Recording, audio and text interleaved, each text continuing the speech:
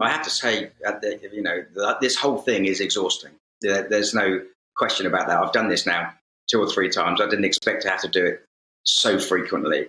But it becomes, an all-consuming, whether you want it or whether you don't. You are just bombarded with candidates and their supporters, and it is never-ending. So it's not something I want to drag on too long, if I'm honest. But I think Darren and Charlie's assessment that in the end there'll be, 3 or 4 serious contenders is reasonably accurate.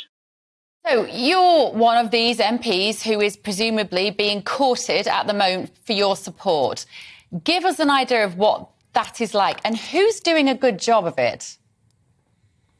Well, I'll tell you what it's like. It just goes on and on and on. And, you get some people who probably, no names, no pack drill. I wouldn't do that. They're my colleagues and, I respect them all hugely. But you'll have some people that, wouldn't know you if you walk down the corridor with them, who will send you a message saying, "Hi, Royston, it would be great to catch up for a cup of tea."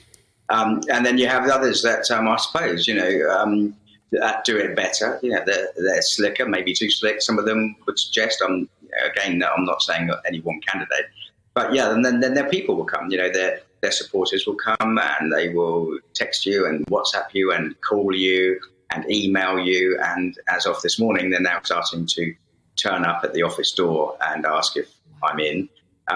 So it's relentless. And in the end, I just feel like I need to go and hide for a bit. I bet you do. I feel like I'm glad you're not hiding. I'm glad you're talking to us instead. But I feel like I want to go and lie down in a darkened room for a little while and let it all blow over. But I can't imagine what it must be like being an MP.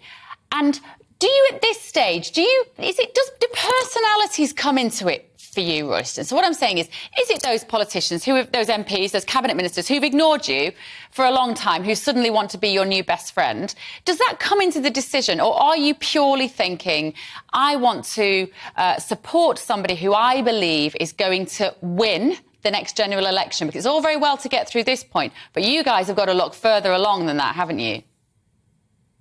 Yeah, I mean, it's a bit of both, really, if I'm honest. When those people who you would walk past you in the street, but then claim to be your best chum, when they come, it's not lost on me that I have to look at them and think, well, how will my constituents warm to them? And if their instinct is that, people like me in the same party, in the same, organisation are relatively insignificant until they need something, and it sort of feeds into that thing that's what politicians are like. Now, they're not all like that. I don't mean that for a minute. But so some of the people that are supporting some of the contestants, they wouldn't know me if they saw me walking down the road. So, that does happen. And for me, it is really simple. They have to be capable.